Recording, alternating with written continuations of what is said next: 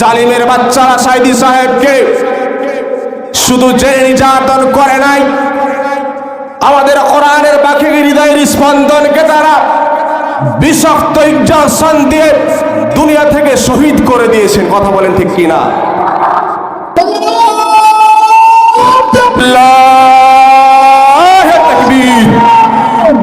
কাফেরের বাচ্চারা যেভাবে রাসূল সাল্লাল্লাহু আলাইহি ওয়াসাল্লামকে বিভিন্ন ডাক দিয়ে কোরআনের প্রচার থেকে, দাওয়াত থেকে মানুষকে দূরে সরাতে চেয়েছিল, মানুষের কাছে যদি প্রেজেন্ট করতে পারি রাসূল পাগল, জাদুকর, গণক ইত্যাদি এগুলো যদি প্রচার করি, তাহলে মনে হয় মানুষেরা রাসূলের দরবারে আসবে না। কোরআনের বাকি নয় ডাক দেওয়া হয়েছিল মানুষ যাতে করে কোরআন থেকে বিমুখ হয়ে যায়। কিন্তু মনে রাখবেন, মৃত্যুর পরে তার জনপ্রিয়তা বাংলার জমিন আছে না নাই? দামি বাড়িতে থেকেছো, দামি গাড়িতে চলাফেরা করেছো, লক্ষ কোটি কোটি টাকা সঞ্চয় করেছো, তোমরা মনে করেছিল ক্ষমতা চিরস্থায়ী করে তোমরা সম্মানী হতে চাও। সম্মানের মালিককে আল্লাহ রাব্বুল আলামিন যাকে চাই ওয়া তুইজ্জু মান তাশা ওয়া তুযিল্লু মান তাশা বিয়াদিকাল খায়র। দুনিয়ার কেউ কাকে সম্মানিত করতে পারে না, একমাত্র সম্মান দিতে পারে কে? সবাই বলতে হবে, সম্মান দিতে পারে কে? রাসূল সাল্লাল্লাহু আলাইহি সাল্লামকে কাফেরের বাচ্চারা বিভিন্ন ট্যাগ দিয়ে মানুষ সামনে নির্যাতিত, নিপীড়িত করতে চেয়েছিল, অপদস্থ করতে চেয়েছিল, কিন্তু পারে নাই। বারবার মানুষ রাসূলের কাছে ছুটে যায়। বাংলাদেশে যদি দাওয়াতের কাজে কেউ বাধা দিতে আসে, এই দেশ আলেম ওলামার দেশ, টুপিওয়ালা দাড়িওয়ালার দেশ, ইসলামী তাওহীদি জনতার দেশ। আগাছা মুক্ত করতে গিয়ে যেভাবে মানুষ পরিশ্রম করে আগাছা মুক্ত করে, দাওয়াতের কাজে যদি কেউ বাধা দিতে আসে, মুসলমান একবার নয়, দুইবার নয়, ১৫০০ বছর আগে থেকে রক্ত দিয়ে অভ্যস্ত, রক্ত দেখে অভ্যস্ত। যদি প্রয়োজনে রক্ত দিতে হয়, কারা কারা রাজি আছেন দু হাত তুলে আল্লাহকে দেখিয়ে দিন। লিল্লাহি তাকবীর, লিল্লাহি তাকবীর। ইসলামের শত্রুরা কোরআন নাজিল হওয়ার আগ পর্যন্ত রাসূল সাল্লাল্লাহু আলাইহি ওয়াসাল্লাম তাদের কাছে সোনার মানুষ ছিলেন, আল আমিন ছিলেন। যখন কোরআনের দাওয়াত দেওয়া শুরু করলেন, কাফের মুশরিকদের মাথায় কত লোক নড়ে গেল।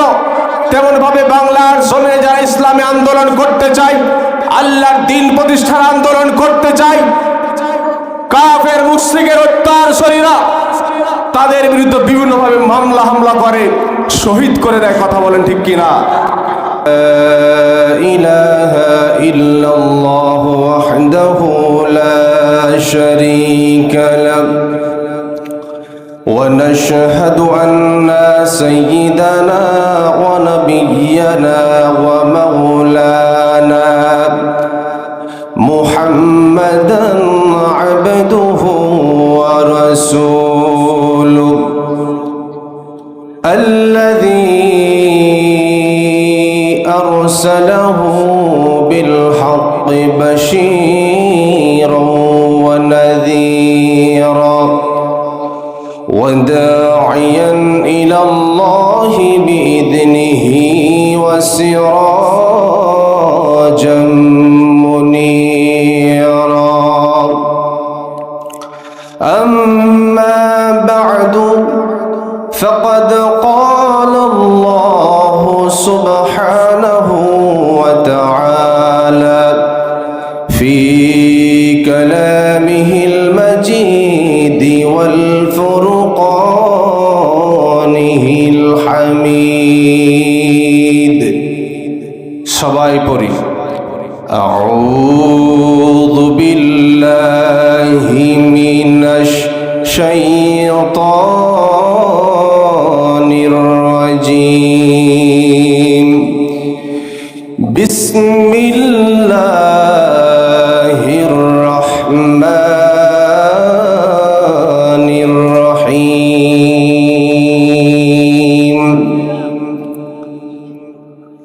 وَإِذْ يَمْكُرُ بِكَ الَّذِينَ كَفَرُوا لِيُثْبِتُوكَ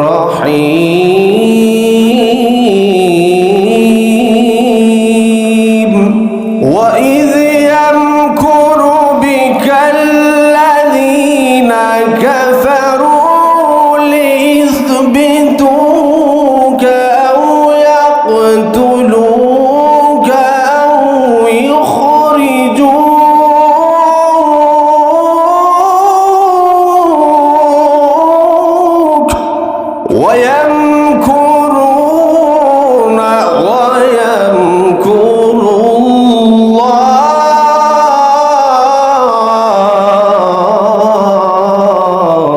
والله خير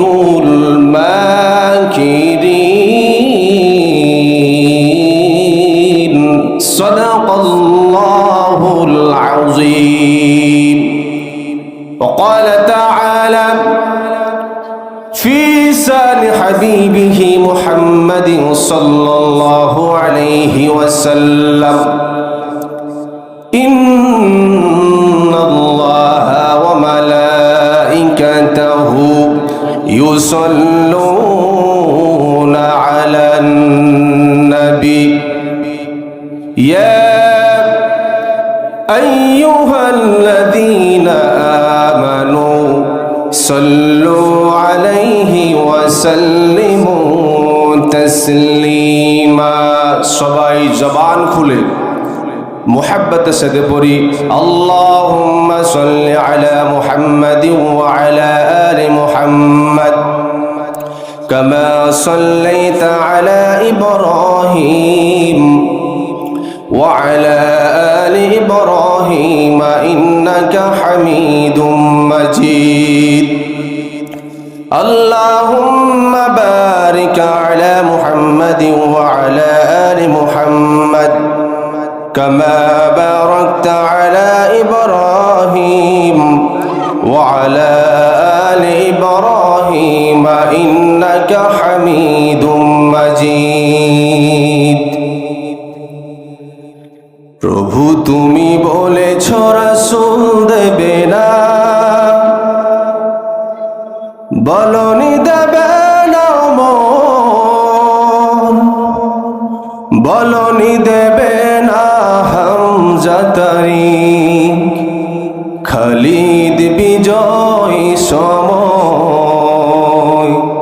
সবাই বলি প্রভু তুমি বলেছ রাসূল দেবে না, বলনি দেবে না মন, বলনি দেবে না হামজাতারিক, খালিদ বিজয় সময়. প্রভু তুমি বলেছ রাসূল দেবে না, বলনি দেবে না ওমরের যুগ, রাশিদার সেই খেলাফত,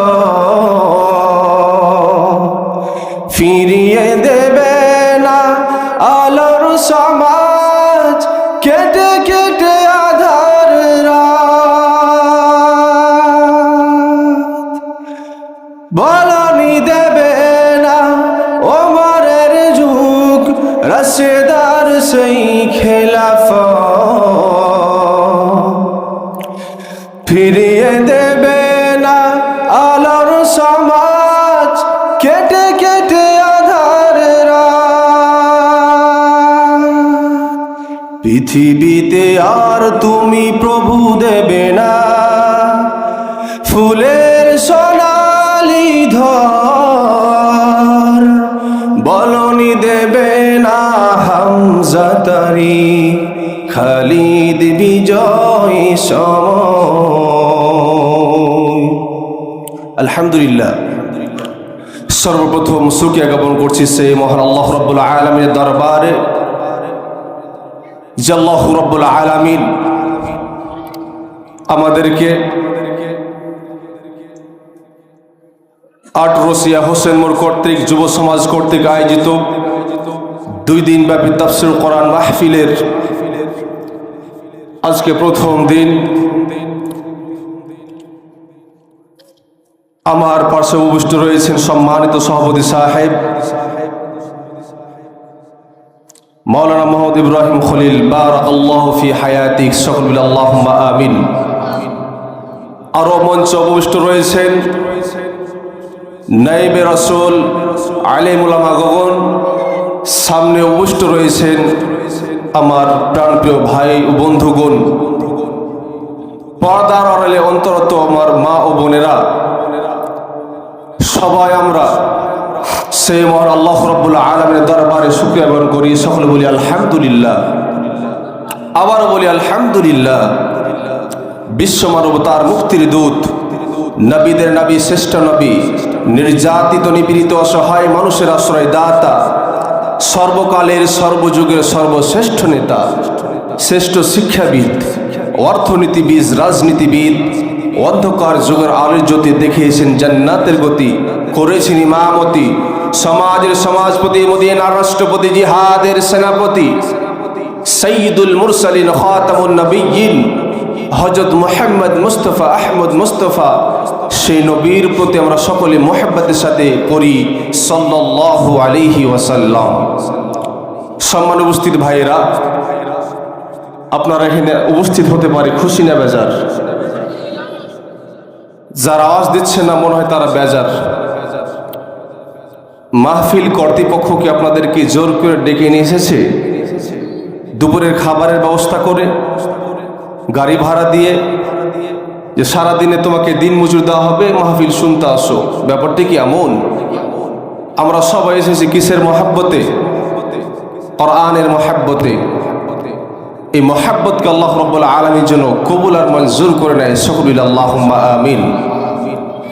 সম্মানিত উপস্থিত ভাইয়েরা আমার, আপনাদের সামনে সূরা আনফাল 8 নম্বর সূরা 30 নম্বর আয়াত তেলাওয়াত করেছি। ইনশাআল্লাহিল আজিজ এই আয়াতের আলোকে আপনাদের সামনে নির্দিষ্ট সময়ের মধ্যে কিছু আলোচনা শোনাবো। শুনতে রাজি আছেন তো? আল্লাহ যেন আমাদের সকলকে কবুল করে নেয়। সকলে আল্লাহুম্মা আমিন।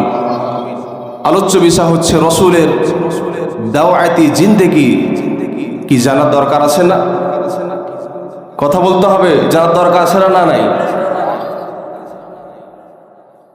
আল্লাহ রাব্বুল আলামিন পবিত্র কোরআনুল কারীমের মধ্যে ঘোষণা করছেন, وَإِذْ يَمْكُرُ بِكَ الَّذِينَ كَفَرُوا।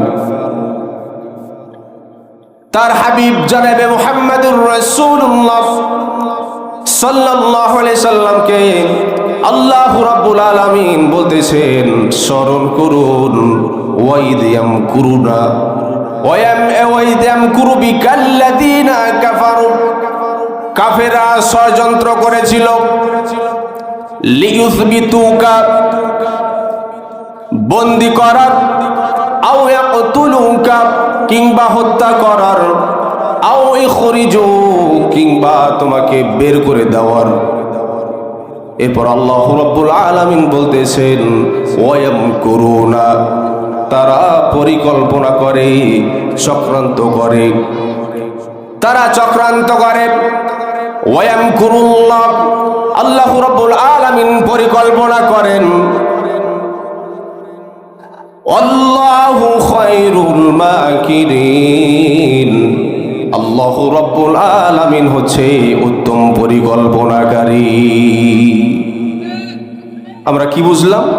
তার হাবিবকে আল্লাহ রাব্বুল আলামিন বলতেছেন, হাবিব আপনি স্মরণ করুন সে সময়ের কথা যখন কাফেরেরা আপনাকে বন্দী রাখার, কিংবা হত্যা করার, কিংবা দেশ থেকে বিদায় করার পরিকল্পনা করেছিল।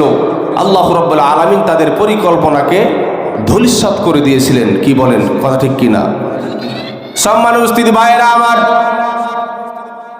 আল্লাহ রাব্বুল আলামিন তার প্রিয় হাবিব জনাবে মুহাম্মদুর রাসূলুল্লাহ, সবাই বলি সাল্লাল্লাহু আলাইহি ওয়াসাল্লামকে আল্লাহ রাব্বুল আলামিন এমন একটা সময় এই ধরার বুকে প্রেরণ করলেন, যে সময় মানুষের চেহারা শুরু দেখলে মানুষ মনে হতো, চেহারার দিকে তাকালে মানুষ মনে হতো, কিন্তু তাদের কার্যকলাপ, তাদের আচার ব্যবহার অত্যন্ত নিকৃষ্ট ছিল। এই জন্য আইয়ামে জাহিলিয়াতের যুগ বলা হয়েছে, মূর্খতার যুগ, বর্বরতার যুগ। মানুষের মধ্যে কোনো সামাজিকতা ছিল না।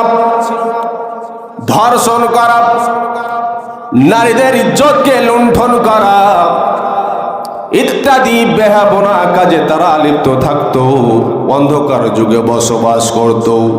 আল্লাহ রাব্বুল আলামিন এই পথহারা মানুষগুলোকে পথের দিশা দেওয়ার জন্য, মানুষগুলোকে হেদায়েত দেওয়ার জন্য আল্লাহ রাব্বুল আলামিন হেদায়েত স্বরূপ তার প্রিয় হাবিব জনাবে মুহাম্মদুর রাসূলুল্লাহ সাল্লাল্লাহু আলাইহি ওয়াসাল্লামকে প্রেরণ করলেন। সুবহানাল্লাহ। তাহলে রাসূল সাল্লাল্লাহু আলাইহি ওয়াসাল্লাম এমন একটা সময় এসেছিল যে সময় মানুষ দেখতে মানুষের মতো, চেহারা সুরত দেখলে মানুষের মতো মনে হতো, কিন্তু তারা চতুষ্পদ জন্তুর চেয়ে নিকৃষ্ট ছিল। আল্লাহ রাব্বুল আলামিন তার হাবিবকে সেই সময় প্রেরণ করেছেন, উদ্দেশ্য একটাই, মানুষকে হেদায়েতের পথে আনার জন্য। সম্মানিত উপস্থিতি ভাইয়েরা আমার,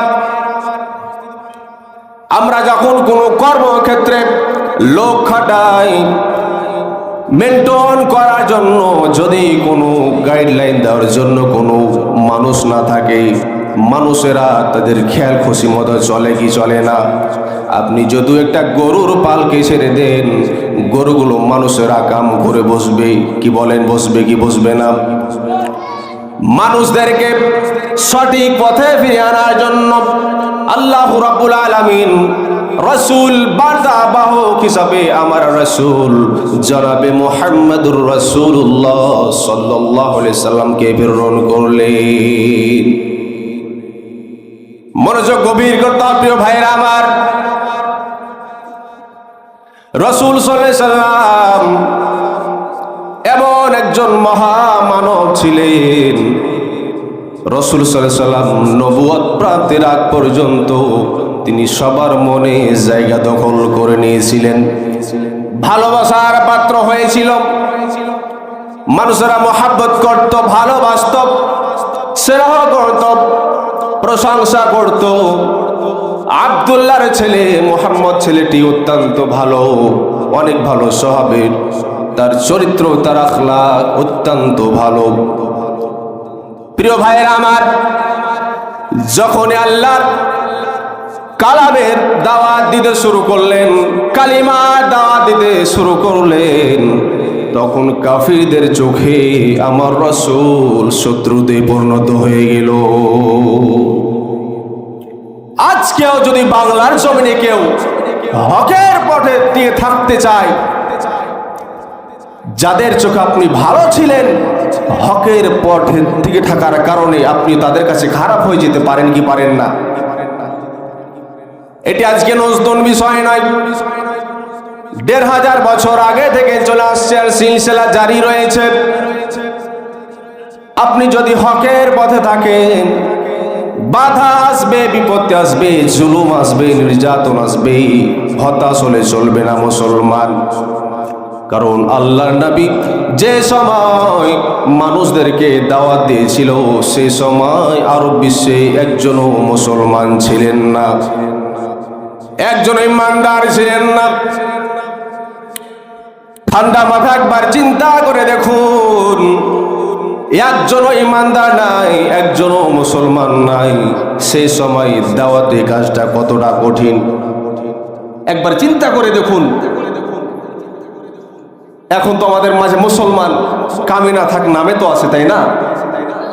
সে সময় একজনও মুসলমান নাই, একজনও ইমানদার নাই, কাফের মুশরিক। তাদের কাছে যখন দাওয়াত দিতে গেল রাসূল সাল্লাল্লাহু আলাইহি সাল্লাম, তাদের চোখে অত্যন্ত খারাপ হয়ে গেল। কাফিররা রাসূলের এই দাওয়াতি কাজকে বন্ধ করার জন্য তারা সর্বপ্রথম অপকৌশল অবলম্বন করল। ঘরের মানুষ দিয়ে মুহাম্মাদের দাওয়াতকে বন্ধ করে দিতে হবে, মুহাম্মাদের দাওয়াত ঘরের মানুষ দ্বারা বন্ধ করা দিতে হবে। এই জন্য আবু জাহেল তার সঙ্গী সাথীদেরকে নিয়ে চলে গেল আবু তালিবের কাছে।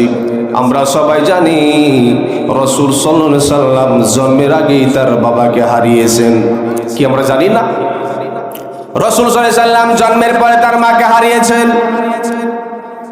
এরপর দাদা আব্দুল মুত্তালিবের কোলে লালিত পালিত হয়েছেন।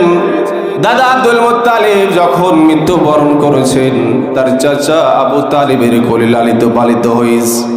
কাফিরের দলেরা দেখলো তার চাচাকে যদি আমরা পড়াতে পারি, তার চাচার কাছে গিয়ে যদি বলতে পারি তোমার ভাতিজা এরকম কাজ করতেছে, আমাদের দেবদেবীদের বিরুদ্ধে কথা বলতেছে, আমাদের ধর্মের বিরুদ্ধে কথা বলতেছে, আমাদের পূর্বপুরুষদের ধর্মের বিরুদ্ধে কথা বলতেছে, একমাত্র তার চাচাকে বললে দাওয়াতি কাজটা বন্ধ হয়ে যাবে।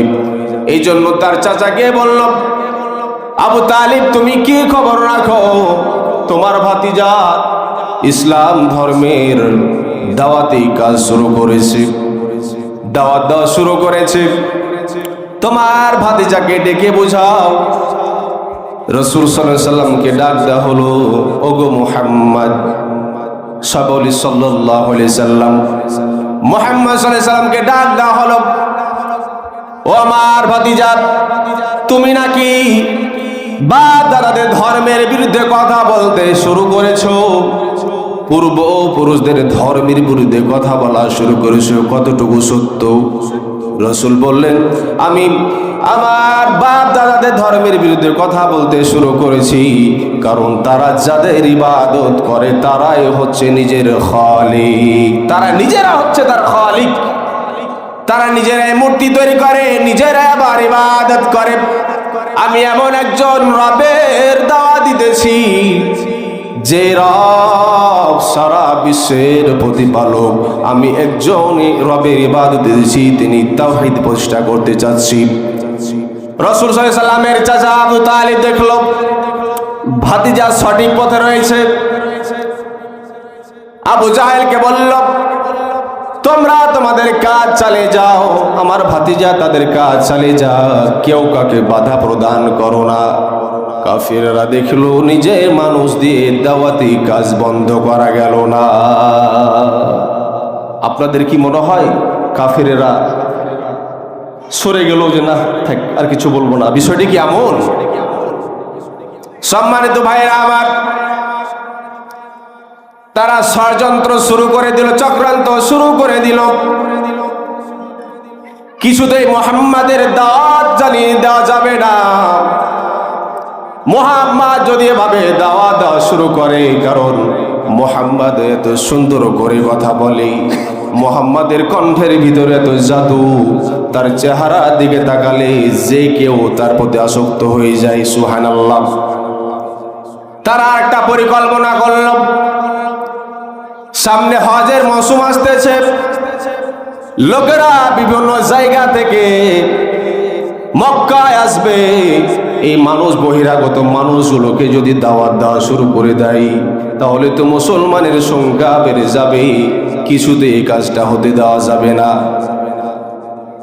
এই জন্য ওয়ালিদ বিন মুগীরা পরিকল্পনা করল, বৈঠকে বসলো, তার সঙ্গী সাথীদেরকে নিয়ে একটা বৈঠক করলো, কিভাবে মুহাম্মাদের দাওয়াতকে বন্ধ করা যায়, কিছুতে মুহাম্মাদের দাওয়াতকে চালিয়ে দেওয়া যাবে না, কারণ সে যদি এভাবে ধারাবাহিকতা বজায় রাখে তাহলে একদিন আমাদের কর্তৃত্ব নেতৃত্ব চলে যাওয়ার সম্ভাবনা আছে না নাই? তার এই কাজকে বহাল রাখতে দেওয়া যাবে না, যেভাবে হোক বন্ধ করাই লাগবে। সম্মানিত উপস্থিতি ভাইয়েরা আমার, তাদের মধ্যে একজন বলল, মুহাম্মাদের ব্যাপারে আমরা রটি দিব, মুহাম্মদ গণক হয়ে গিয়েছে, মুহাম্মদ গণক হয়ে গিয়েছে। ওয়ালিদ বিন মুগীরা বলল, এ কথা যদি বলো কেউ বিশ্বাস করবে না, কারণ মুহাম্মাদের কথার মধ্যে আল্লাহ রাব্বুল আলামিন জাদু দিয়ে দিয়েছে। সুবহানাল্লাহ। আরেকজন বলল, মুহাম্মদ পাগল হয়ে গেছে বলবো। ওয়ালিদ বিন মুগীরা বলল, এটি যদি বলো কেউ বিশ্বাস করবে না, কারণ মানুষ যদি পাগল হয় তার চেহারার দিকে তাকালে বোঝা যায় লোকটি পাগল। কি বলেন, চাই কি যাই না? একজন সুস্থ সবল মানুষকে দেখে কেউ এটা বিশ্বাস করবে না যে লোকটি পাগল। কি বলেন, কথা ঠিক কিনা? মুহাম্মাদের চেহারার দিকে তাকালে কেউ এটি বিশ্বাস করবে না, মুহাম্মদ পাগল, এটি কেউ বিশ্বাস করবে না। অন্য কোনো পরিকল্পনা থাকলে বলো। লোকেরা বলল, এবার বলা যায় মুহাম্মদ জাদুকর হয়ে গিয়েছে। নাউযুবিল্লাহ। ওয়ালিদ বিন মুগিরা বলল, এতক্ষণ একটা কাজের কাম যুক্তিসম্মত কথা বলেছো, কারণ মুহাম্মদ এত সুন্দর করে কথা বলে, এত সুন্দর করে তেলাওয়াত করে, তার সাথে একবার যে মিশেছে সে দ্বীন ইসলাম কবুল করে নিয়েছে। বাপে ছেলের মধ্যে দ্বন্দ্ব লেগে যায় ইসলাম গ্রহণ করার জন্য, এটি বলা যেতে পারে। তারা পরিকল্পনা করল, মক্কার অলিতে গলিতে লোক সেট করে দিল, বাহির থেকে যারা আসবে তাদেরকে বলবে, খবরদার মক্কার বুকে একজন জাদুকর আছে, তার কাছে তোমরা কেউ যাও না, তোমাদেরকে জাদু করে দিবে। আমাদের এখানে যদি বলা হয় পাশে একটা ঘটনা ঘটে গিয়েছে, একটা জাদুকর এসেছে, আগ্রহ কমে না বাড়ে? আগ্রহ সাধারণত বেড়ে যায়। দেখে আসি তো কি হচ্ছে ওখানে, কি বলেন, তাই না? মানুষদেরকে যখন রসুলের ব্যাপারে ভুল বুঝানো হলো, মুহাম্মদ জাদুকর, তার সাথে কেউ যেও না, তার কাছে কেউ যেও না, তার কাছে কেউ মিশো না, লোকদের আগ্রহ আরো বেড়ে গেল। লোকেরা আগ্রহের সাথে গিয়ে তার সাথে মিশলো, তার কোরআনুল কারিমে তেলাওয়াত শুনে মানুষরা ইসলাম গ্রহণ করে নিল। সুবহানাল্লাহ। কাফের মুশরিকরা বাচ্চারা পড়ে গেল মাইনকার চিপায়। কিসের চিপায়?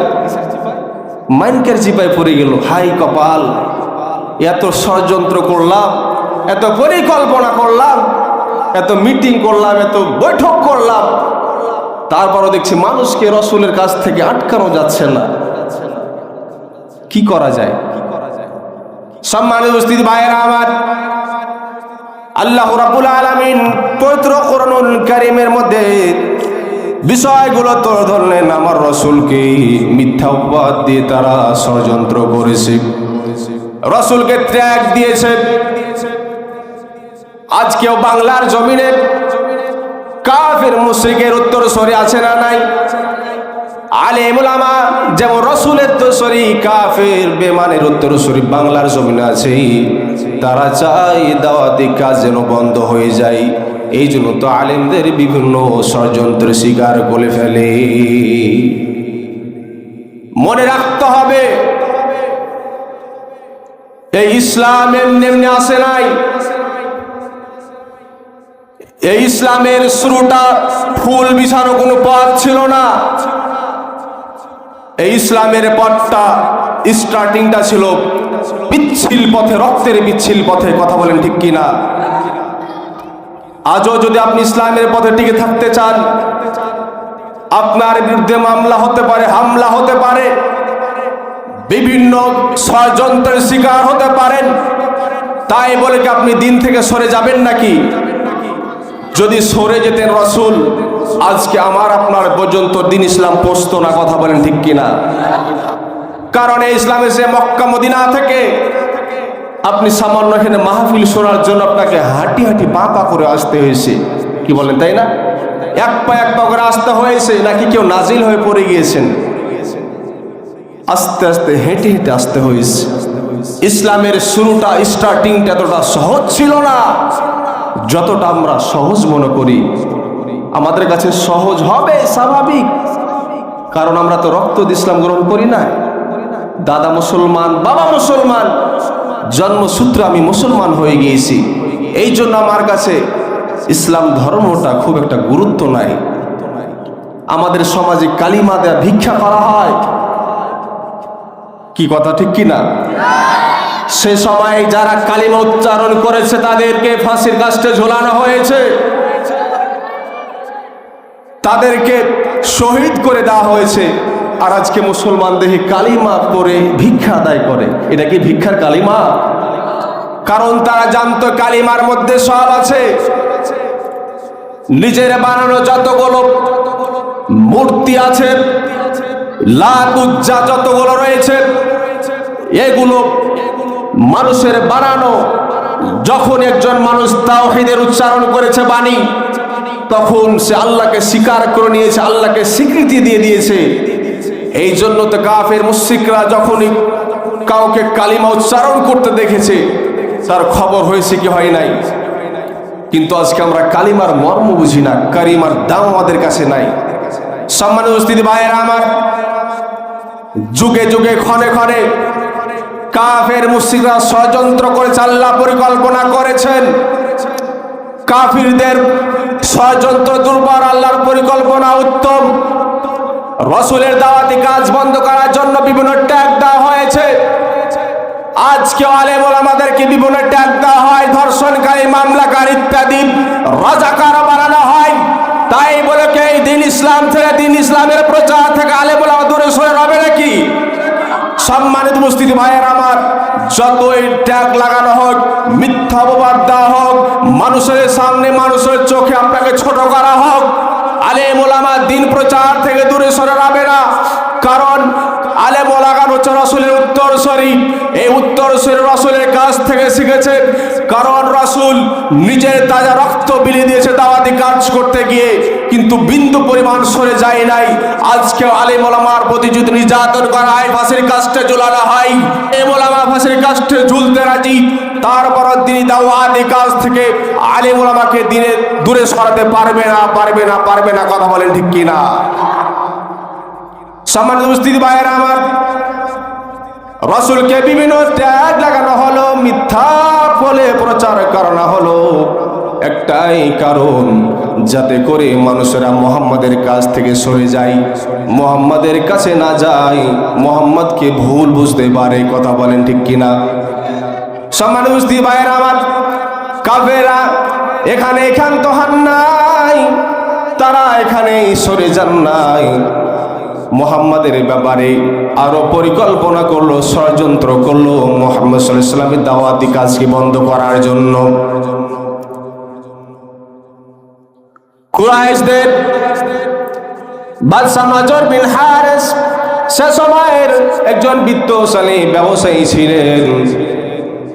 যখন দেখলো মুসলমানকে কোরআন থেকে দূরে সরানো যাচ্ছে না, যতদিন যাচ্ছে মুসলমানের সংখ্যা বেড়ে চলছে, মুহাম্মাদের দিকে মানুষ ধাবিত হচ্ছে, এই জন্য তারা গল্পের আসর বসালেন, গল্প শিখে আসলেন, মানুষদেরকে ডাক দেয়, আসো আসো আমাদের গল্পের আসরে বসো, খাবার দিব, ভালো ভালো খাবার দিব। তারপরে তাদের দাওয়াতে মানুষ আসে না। যত ষড়যন্ত্র করতেছে মানুষ মুহাম্মদ সাল্লাল্লাহু আলাইহি ওয়াসাল্লামের দিকে ধাবিত হচ্ছে। নজর বিন হারিস দেখলো কিছুতেই মুহাম্মদ থেকে মানুষকে দূরে সরানো যাচ্ছে না, যতই পরিকল্পনা করতেছি মানুষেরা আরো ধাবিত হচ্ছে। এই জন্য নজর বিন হারিস নর্তকী নিয়ে এসে, বেশ্যাখানা থেকে মহিলাদেরকে নিয়ে এসে মক্কার অলিতে গলিতে আসর জমিয়ে দিলেন। নাউযুবিল্লাহ। তাহলে আমরা এখান থেকে কি বুঝলাম? গান বাজনা, নর্তকী ইত্যাদি এগুলো ইহুদি, খ্রিস্টান, কাফের মুশরিকদের এগুলো উত্তরসূরি যারা এগুলো বাজাবাজি করে। কথা বলেন ঠিক কিনা? আজকের মাহফিল থেকে আপনাকে ওয়াদা করে যেতে হবে, আমরা কখনো গান বাজনার সাথে সম্পৃক্ত হব না, কারণ এগুলো মুসলমানদের কালচার হতে পারে না।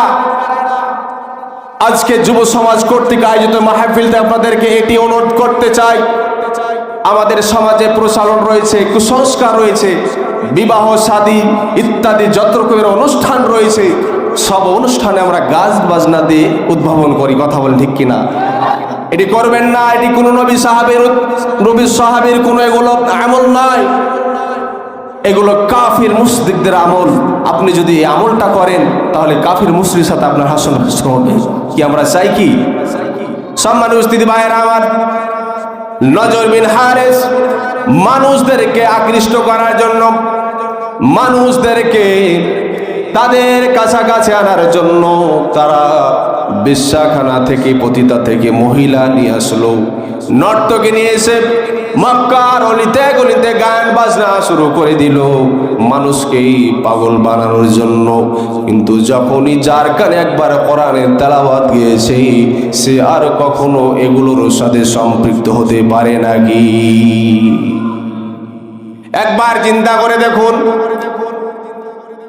আপনার ইমামের তেলাওয়াত শুনে আপনার হৃদয়টা শীতল হয়ে যায়, কি বলেন, হয় কি হয় না? মক্কা মদিনাতে যারা গিয়েছেন খেয়াল করে দেখবেন অনেক মুসল্লি কান্না শুরু করে দিয়েছে তেলাওয়াত শুনে, হয় কি হয় না?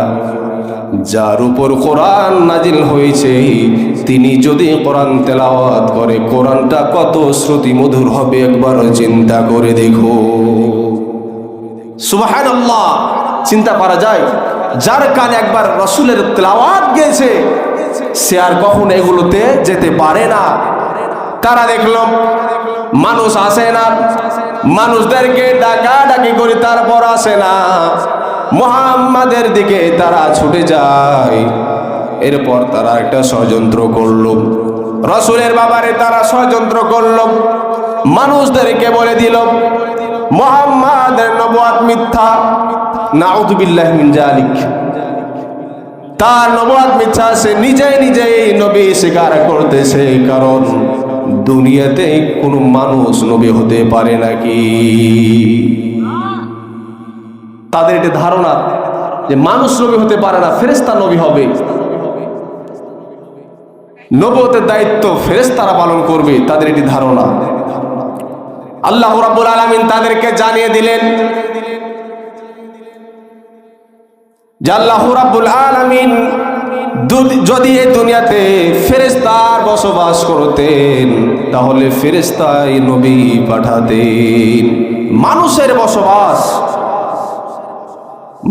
বসবাস হয়ে গিয়েছে, আর মানুষের বসবাস হয়ে গিয়েছে, ফেরেশতা পাঠিয়ে তো লাভ নাই, মানুষের জন্য মানুষই ফেরেশতা সম্পৃক্ত, কি বলে কথা ঠিক কিনা? সম্মানিত উপস্থিতি ভাইয়েরা আমার, সময় স্বল্পতার কারণে আলোচনা বিস্তারিত করা গেল না।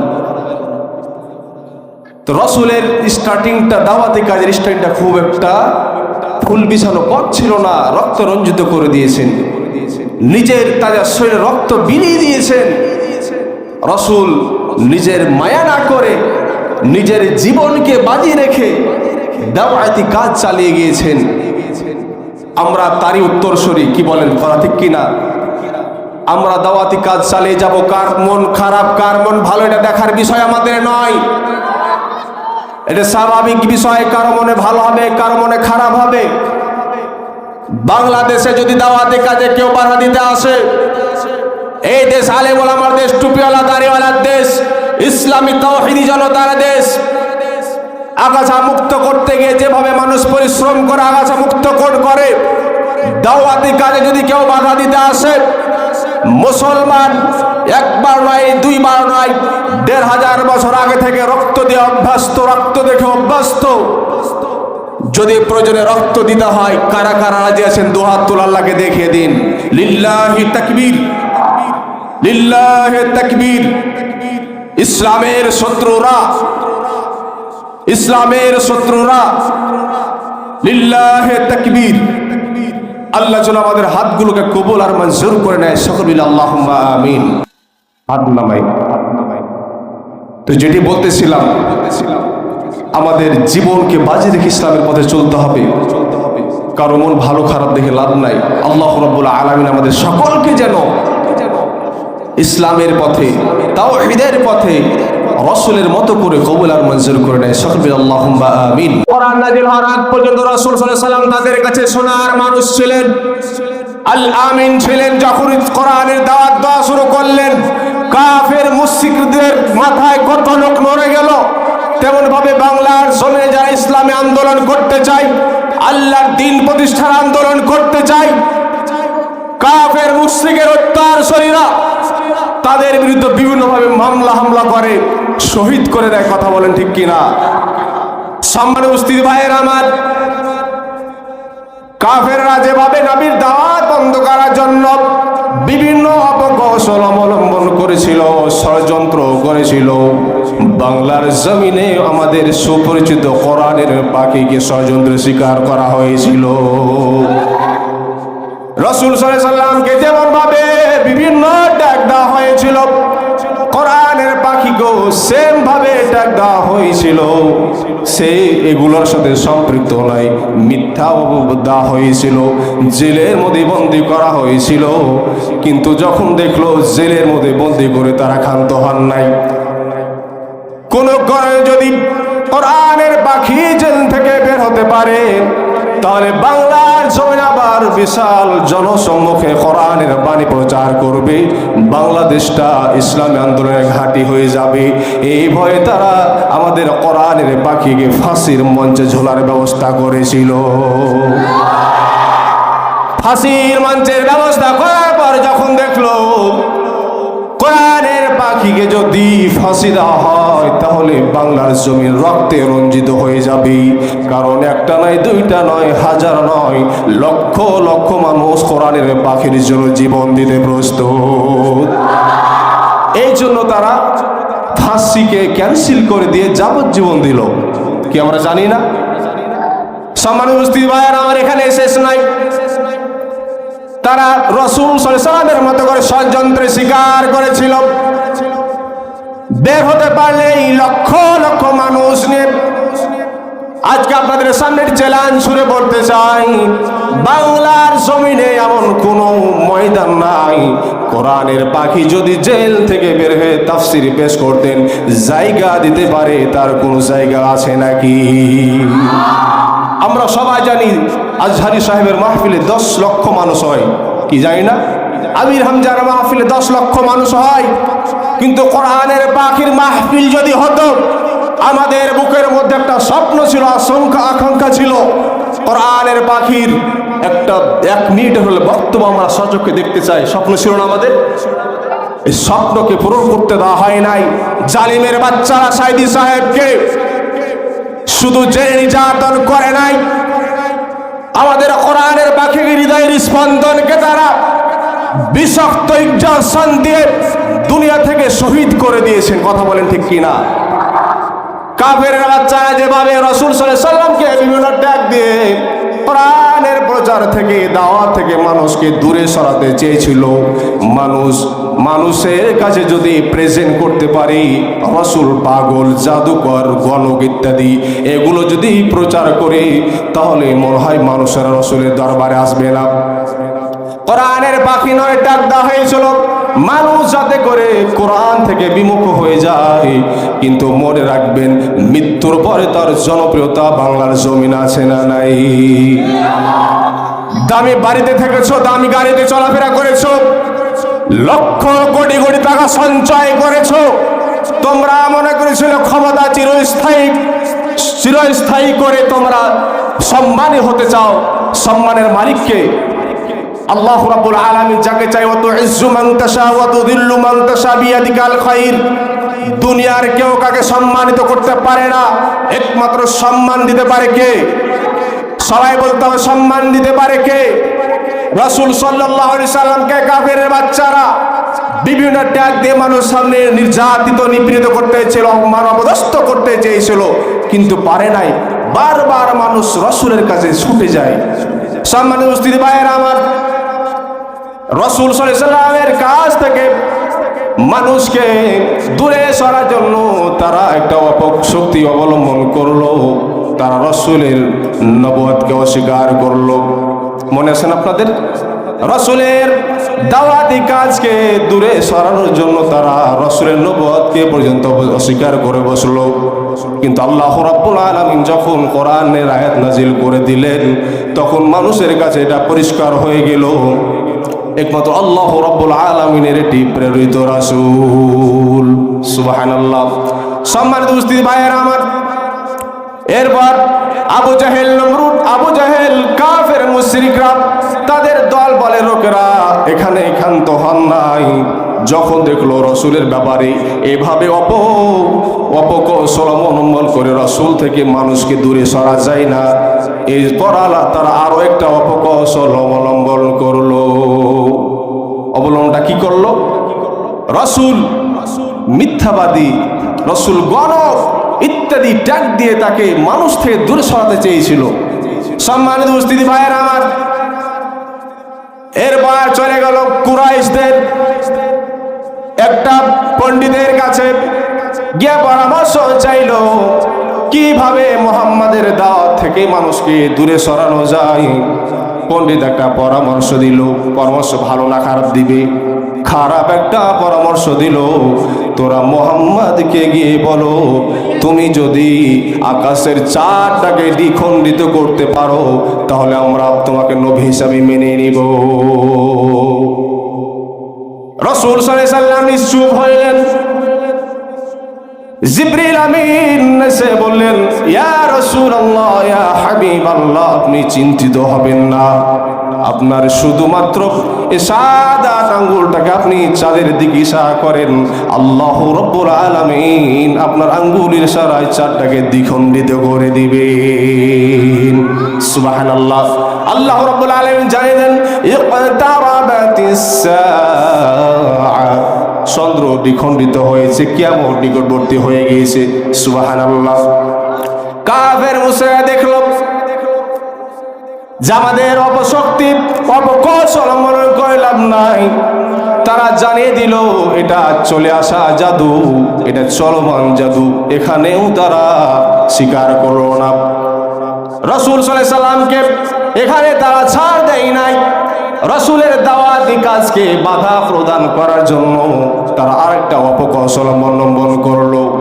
শোনার দরকার আছে না নাই? রাসূলের দাওয়াতি কাজ থেকে মানুষকে দূরে সরানোর জন্য আরো একটি অপশক্তি অবলম্বন করলো।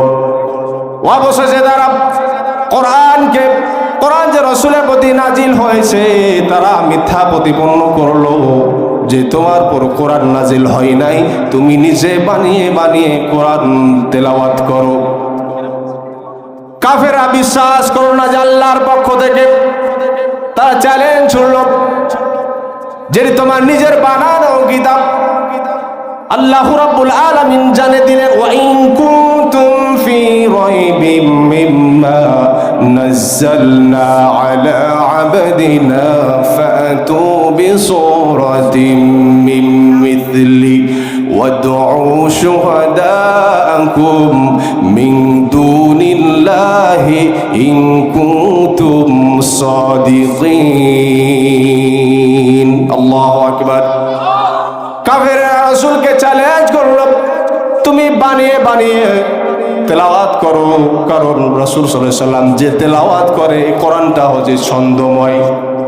কবি হয়ে গিয়েছো, ছন্দময় কোরআন দেখে তারা মনে করে মনে হয় মুহাম্মদ নিজে নিজে বানিয়ে বলে। কারণ আমরা যখন সূরা কাউসার তেলাওয়াত করি ছন্দের মিল আছে না নাই? প্রতিটা আয়াতের সে র সাকিন আছে না নাই? ইন্না আ'তাইনাকাল কাউসার ফাসাল্লি লিরাব্বিকা ওয়ানহার ইন্না শানিয়াকা হুয়াল আবতার। কি মিল আছে না নাই? অনেক সূরাতে মিল আছে। সূরা রহমান তেলাওয়াত করলে দেখতে পাবেন আর রহমান আল্লামাল কুরআন খলাকাল ইনসান আল্লামাহুল বায়ান। মিল আছে না নাই? প্রতিটা আয়াতের শেষে নুন সাকিন আছে। সূরা ইখলাস তেলাওয়াত করেন, দাও ছন্দের মিল পাবেন। কুল হুয়াল্লাহু আহাদ আল্লাহুস সামাদ লাম ইয়ালিদ ওয়া লাম ইউলাদ ওয়া লাম ইয়াকুল লাহু কুফুয়ান আহাদ। রাসূল সাল্লাল্লাহু আলাইহি সাল্লামের তেলাওয়াত শুনে তারা মনে করত মুহাম্মদ নিজে নিজে কোরআন পাঠ করতেছে, তারপর কোরআন নাজিল করা হয় নাই। আল্লাহ রাব্বুল আলামিন তাদেরকে চ্যালেঞ্জ ছুড়ে দিলেন, সূরা কাউসার নাজিল করলেন, ইন্না আ'তাইনাকাল কাউসার ফাসাল্লি লিরাব্বিকা ওয়ানহার। এরপর কি আয়াত হবে? কাবা শরীফে ঝুলিয়ে রাখা হলো। মক্কার বড় বড় কবি রয়েছে, তারা এরপরে বহু চেষ্টা করলো, শেষ পর্যায়ে তারা এটি অপারগ স্বীকার করলো। তারা ওয়াকপটে জবাব দিয়ে দিল, লাইসা হাযা মিন কালামিল বাশার। আল্লাহু আকবার। তারা নিজে এটা স্বীকৃতি দিল এটি মানুষের বানানো কোনো কিতাব নয়, একমাত্র আল্লাহ রাব্বুল আলামিনের পক্ষ থেকে নির্বাচিত অবতীর্ণ কিতাব। সুবহানাল্লাহ। রাসূল সাল্লাল্লাহু আলাইহি সাল্লামের দাওয়াতি কাজকে বন্ধ করার জন্য কতই না যুক্তি অপকৌশল অবলম্বন করেছে তারা, কিন্তু রাসূলের দাওয়াতি কাজ থেকে রাসূলকে দূরে সরাতে পারে নাই। যখনই অপশক্তি প্রয়োগ করতে যায়, অপকৌশল অবলম্বন করতে যায়, তারা পরাস্ত হয়ে যায়, তারা হেরে যায়। আল্লাহর পক্ষ থেকে সাহায্য আসে না নাই। সম্মানিত উপস্থিতি ভাইয়েরা আমার, যতদিন যাচ্ছে রাসূলের প্রতি তাদের ক্ষোভ, তাদের রাগ আরো বেড়ে চলেছে। এত অপশক্তি অপকৌশল অবলম্বন করলাম, মুহাম্মাদের দাওয়াত থেকে দূরে সরাতে পারলাম না। কারণ মুহাম্মদ সাল্লাল্লাহু আলাইহি সাল্লাম কার দাওয়াত দেয়? কথা বলতে হবে, কার দাওয়াত দেয়? আল্লাহর বন্ধু আল্লাহর দাওয়াত দেয় ইসলামকে পরিপূর্ণ করার জন্য। আমার রাসূল তার নিজের তাজা রক্তগুলো জমিয়ে ঢেলে দিয়েছে। আজকে আমরা মুসলমান সেই দিন ইসলামের অনুসারী হয়ে ইসলামের বিধিবিধান অনুযায়ী আমরা চলি না, ইসলাম মোতাবেক আমরা চলি না। আমাদের চলাফেরা ইহুদি খ্রিস্টান ইত্যাদি যারা তাগুত শয়তানের অনুসারী আমরা হয়ে গিয়েছি। নামে মাত্র শুধুমাত্র আমরা মুসলমান হয়ে আছি, কামের দিকে আমাদের মুসলমানিত্ব নাই। মুসলমান কথা বলতে হবে, ঠিক কি না? সম্মানিত উপস্থিতি ভাইয়েরা আমার, শুধুমাত্র নামে মুসলমান হলে হবে না, কামে মুসলমান হয়ে আপনাকে প্রমাণ করে দিতে হবে। কারণ ইসলাম এমন একটা জীবন ব্যবস্থার নাম, এটি নাম দিয়ে চলে না, কাম দিয়ে চলে। এখন যদি আপনি মানুষকে বলেন আমি চাকরি করি, আমি একটা কর্ম করি, কিন্তু মানুষ যখন আপনাকে সব সময় দেখতে পায় আপনি বাড়ির মধ্যে রয়েছেন, শুয়ে আছেন, বসে আছেন, আপনি কর্মক্ষেত্রে যান না, আপনাকে জিজ্ঞেস করবেন আপনি চাকরি করেন তো? বাসায় যে সব সময় দেখতে পাই, প্রশ্ন করবে কি করবে না? অবশ্যই প্রশ্ন করবে, কারণ আপনার কামের সাথে আপনার কথার মিল নাই। ও মুসলমান ভাইরা আমার, আমাদের অবস্থা এমন হয়ে গিয়েছে আমরা শুধুমাত্র নামে মুসলমান, কামের দিকে মুসলমানিত্ব নাই। শুধুমাত্র মিষ্টি খাওয়া সুন্নাত, হাদিসটা বলে আমল করি, কিন্তু রাসূল কি শুধু মিষ্টি খেয়েছেন? কথা বলতে হবে। আপনি দিনের পথে থাকবেন, আপনার প্রতি জুলম নির্যাতন আসবে। আহাসিবান নাস ইউতরাকু ইয়াকুল আমান্না, তুমি কি মনে করতেছো তুমি বলবে আমি ইমানদার, আমি মুসলমান, তোমার প্রতি কোনো আল্লাহর পরীক্ষা আসবে না? বিষয়টি কি এমন? সম্মানিত উপস্থিতি ভাইয়েরা আমার, আমরা তো আজকে মসজিদে নামাজ পড়ি, এসির মধ্যে ফ্যানের তলে নামাজ পড়ি। কাফেরের বাচ্চারা মুহাম্মদ সাল্লাল্লাহু আলাইহি সাল্লাম যখন সিজদায় যেতেন তখন উটের নারী ভরিগুলো মুহাম্মদ সাল্লাল্লাহু আলাইহি সাল্লামের ঘাড়ে চাপিয়ে দিতেন। নাউযুবিল্লাহ। কতই না কষ্ট সে তারা দিয়েছে আমার নবীকে, তারপর আমার নবী দিন থেকে বিন্দু পরিমাণ দূরে সরে যায় নাই। কারণ আমার নবী মিশন নিয়ে এসেছিলেন দিনটাকে পরিপূর্ণ করার জন্য। কারণ আমার নবীর পরে আর কোনো নবী দুনিয়ার বুকে আগমন করবে নাকি? যতই কষ্ট হোক, যতই জুলুম আসুক, যতই অত্যাচার আসুক, এরপরও আমার রাসূল নিজের শরীরকে, নিজের দেহকে, নিজের মনকে স্ট্রং রেখে তিনি দিন কায়েমের পথে আন্দোলন করে গিয়েছেন। সম্মানিত উপস্থিতি ভাইয়েরা আমার, এখানে শেষ নয়। রাসূল সাল্লাল্লাহু আলাইহি সাল্লামকে একটা প্রস্তাব দেওয়া হলো, ও মুহাম্মদ, তোমাকে ঘর দিব, বাড়ি দিব, ওয়াটের সম্পদের মালিক বানাবো, তুমি যদি চাও তোমাকে ক্ষমতা দেব, কিন্তু আমাদের একটা আবদার, তুমি যদি দিনের পথ থেকে দূরে সরে যাও। মুহাম্মদ সাল্লাল্লাহু আলাইহি সাল্লাম বললেন, আমাকে সূর্যটা যদি আমার ডান হাতে তুলে দাও আর চন্দ্রটা যদি আমার বাম হাতে তুলে দাও, আমি কথা দিচ্ছি আমি আমার জীবন থাকতে দিন থেকে দূরে সরে রব না। আল্লাহু আকবার। সম্মানিত উপস্থিতি ভাইয়েরা আমার, বসে যান। সম্মানিত উপস্থিতি ভাইয়েরা আমার, কাফেররা দেখলো নবীকে এতগুলো অপশক্তি দিয়ে অপকৌশল দিয়ে বাধা প্রদান করা যাচ্ছে না, শেষ মুছে তারা আপোষ করতে চাইলো, নবীর সাথে তারা হাত মিলাতে চাইলো, প্রস্তাব জানালো, ও মুহাম্মদ তুমি আমাদের রবের ইবাদত করবে, আমরা তোমাদের রবের ইবাদত করব। এই ভেবে তাকে রসুলকে প্রস্তাব দেওয়া হলো। আল্লাহ রাব্বুল আলামিন পূর্ণাঙ্গ একটা সূরা কাফিরুন নাজিল করে দিলেন। আল্লাহ রাব্বুল আলামিন বললেন, কুল ইয়া আইয়ুহাল কাফিরুন লা আ'বুদু মা তা'বুদুন। আল্লাহু আকবার।